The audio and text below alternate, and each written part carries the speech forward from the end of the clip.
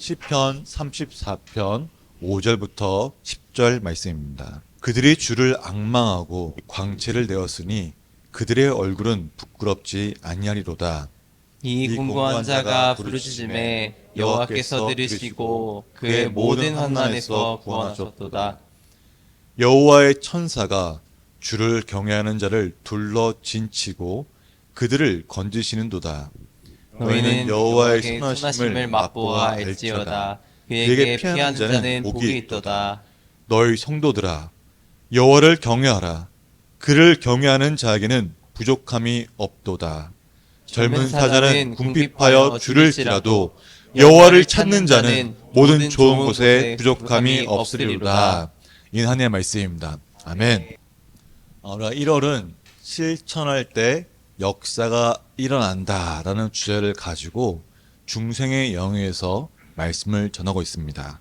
첫째 주에는 승리의 삶을 위해 뜻을 정합시다라는 제목으로 백 목사님 말씀 전해주셨는데, 요약하면 이제 승리의 삶을 살기 위해서는 무엇보다 하나님의 말씀과 기도하기를 뜻을 정하여서 실천해야 한다고 하였습니다. 그 지난주에는 삶이 변화되다라는 제목으로 우리의 악함을 회개할 때 우리의 삶이 변할 수 있는 그 기회가 되고, 또한 하나님 나라와 예수님을 증거할 때 우리 삶에 표적과 능력이 나타난다고 전하면서 복음을 전하는 능력의 삶이 되어야 한다고 전하였습니다.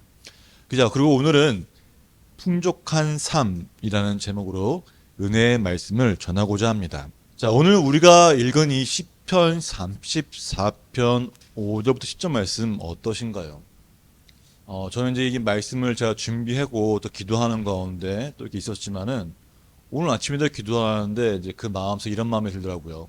너는 정말 이 말씀이 믿어지느냐라고 묻는다는 것입니다.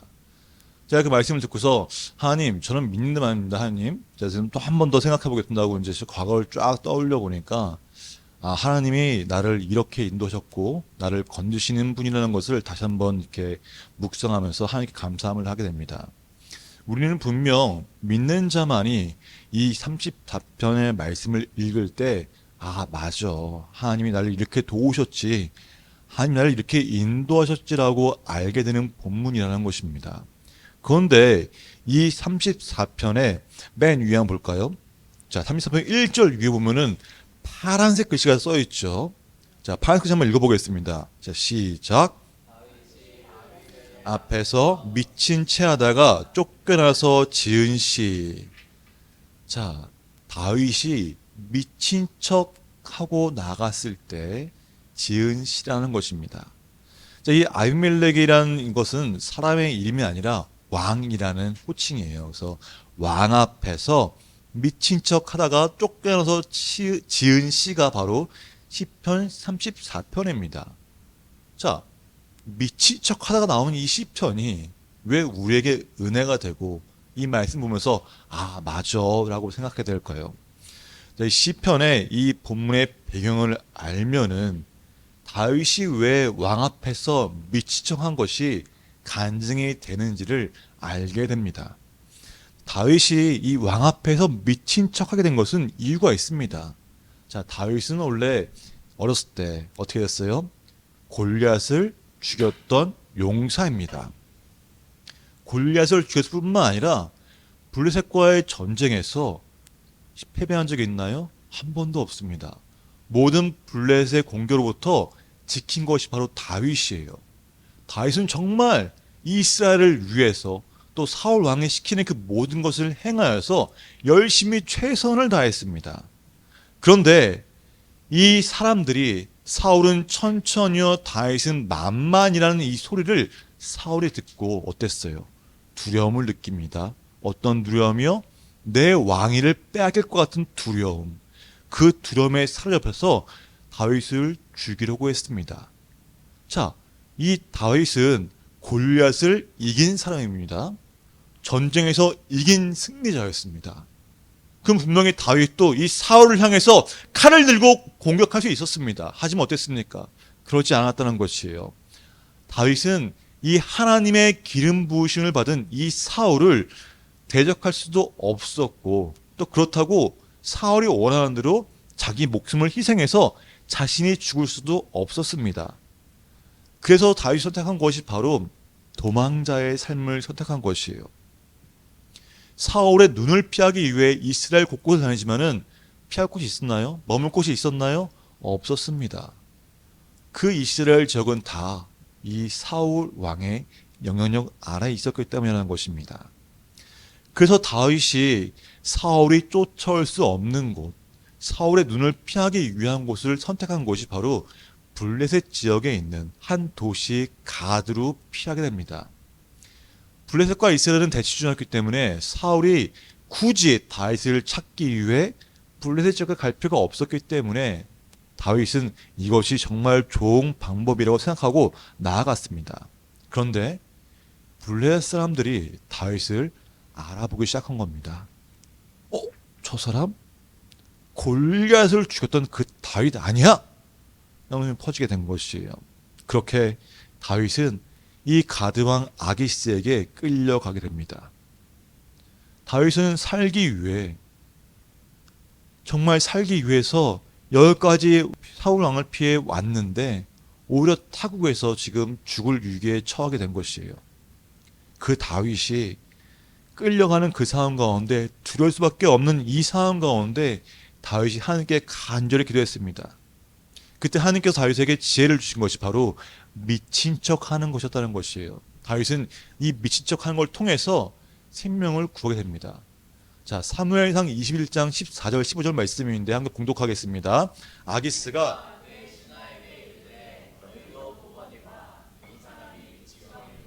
어찌하여 그를 내게로 데려왔느냐?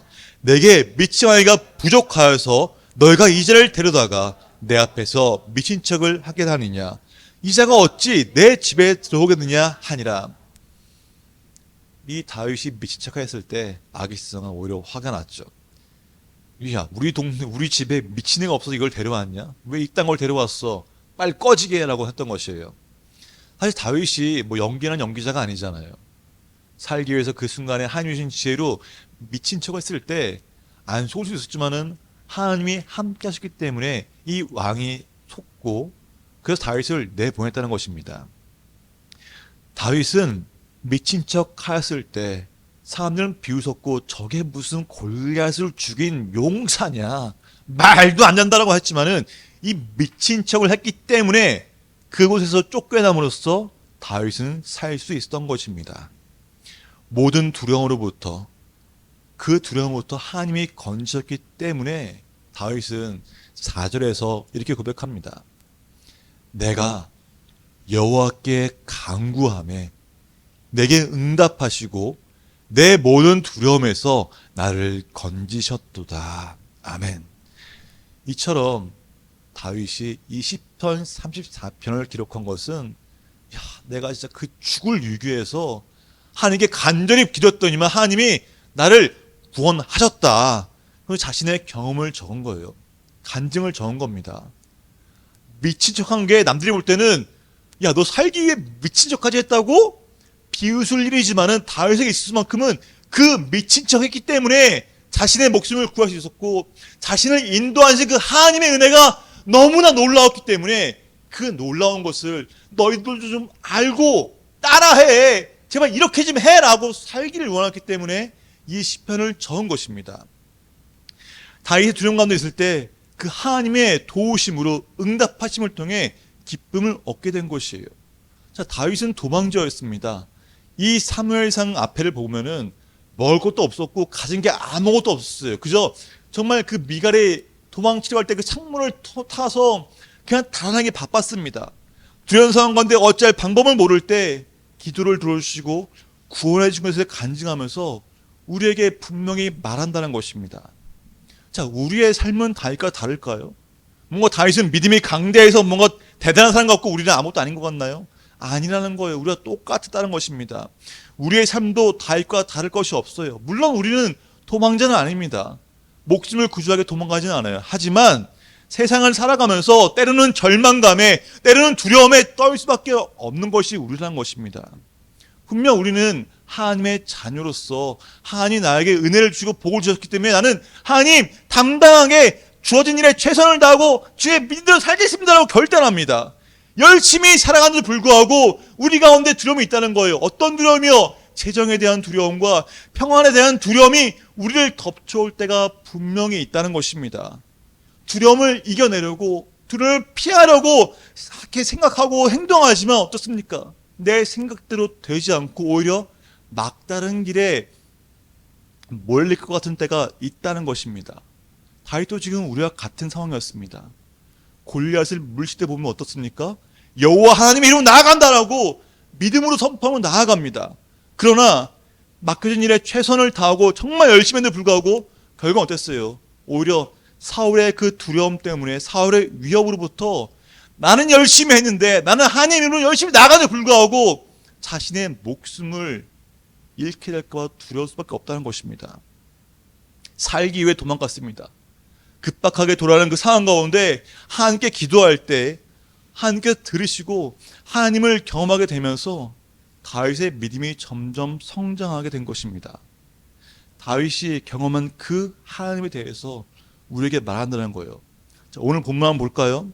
두려움에 있는 자에게는 삶의 지친 자에게 힘이 되는 말씀이 바로 34편 말씀입니다. 자, 5절 봅시다. 주님을 바라보는 자에게 뭐가 없다고 했어요? 수치가 없다고 했습니다. 두려움이 있을 때 기도하는 자의 기도를 들으시고 모든 환난에서 구원하시는 하나님이라고 했습니다.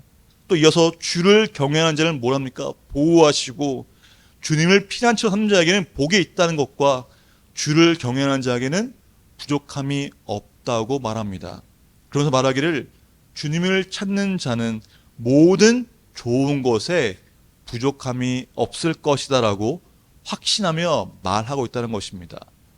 자, 우리는 이 풍족한 삶을 살기 위해서, 풍족한 시간을 갖기 위해서 세상에서 답을 찾으려고 해요. 왜요? 우리가 세상에 살기 때문이라는 거죠.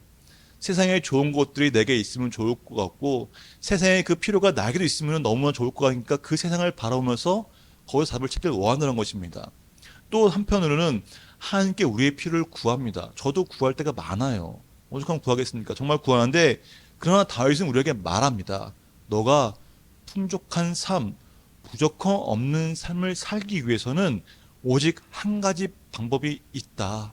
그 방법을 말한다는 것입니다. 그게 뭘까요? 하나님께 필요를 구하기 때문에 풍족하시는 걸까요? 아니라는 거예요. 먼저 여호와 하나님을 경외하는 것이, 먼저 여호와 하나님을 찾는 것이 풍족한 삶을 살아가는 방법이라고 다윗이 말하고 있다는 사실입니다. 우리에게 물질을 구해 세상에 열심히 해라고 다윗은 말하지 않아요. 오직 여호와 하나님을 찾아라. 여호와 하나님을 경외하라. 그럼 네 삶에 좋은 것에 부족함이 없는 삶을 살게 될 거라고 확신하고 말한다는 것입니다. 다윗이 그 삶을 경험했다는 것이에요. 다윗은 우리가 알고 있듯이 성경에는 다윗에 대해서 정말 많은 것을 알려주고 세세히 교토했습니다. 그가 어렸을 때부터 노년의 일까지, 아들에게 쫓겨날 때까지 도망지의 삶 속에서 축복된 그 삶과 범죄의 모든 것까지 다 적었습니다. 다윗은 그 모든 걸 다 경험했다는 거예요.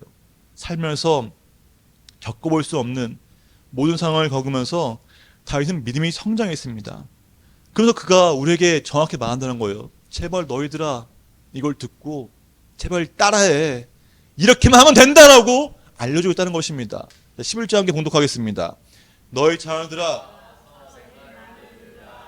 내가 여호와를 경외하는 법을 너에게 가르치리로다. 아멘. 다윗은 우리에게 말합니다. 여호와를 경외하고 여호와를 찾는 것이 풍족한 삶이라고 말한다는 것이에요. 그렇다면은 이 여호와를 경외하는 법에 대해서 너에게 알려줄게라고 말하면서 11절부터 쭉 우리에게 말하고 있다는 것입니다. 해답을 제시하고 있다는 것이에요. 결론은 그거예요. 하나님의 말씀을 따라 살라는 것입니다. 네가 하나님의 말씀을 따라 살지도 않으면서 은혜를 경험했다? 이거는 말도 안 되는 소리야. 하나님의 말씀을 따라 사는 자에게 하나님의 살아계심을 알게 한다는 것입니다. 하나님의 말씀을 실천하는 자에게 하나님의 살아계심을 경험할 수 있다고 다시 말한다는 것입니다. 실천할 때 역사가 있습니다. 우리가 말씀을 읽는 중에, 말씀을 묵상하는 중에 우리 마음 가운데 감동을 주시는 말씀이 있습니다. 그 말씀을 우리는 그대로 실천한다는 것이에요. 우리가 기도하는 중에 그 기도하는 중에 하나님께서 주시는 그 마음의 감동이 생각에 있습니다. 그럼 그대로 실천하는 것입니다. 근데 우리는 어땠어요?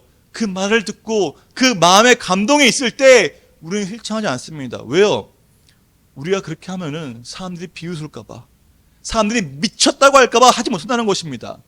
하지만 다윗은 미친 척을 했기 때문에 구원받을 수 있다는 것을 우리는 기억해야 한다는 것입니다. 세상 사람들의 시선이 중요한 것이 아니에요. 세상 사람들의 말이 중요한 것이 아닙니다. 중요한 것은 하나님을 찾는 것이며 하나님께서 우리에게 말씀하셨을 때 그것을 실천하는 것이에요. 실천해야지만 하나님의 살아계심을 알 수 있다는 것입니다. 하나님께 우리에게 말씀하신 것을 실천합시다. 그게 바로 하나님을 경험하고 하나님을 알아가는 시간이 되는 것입니다.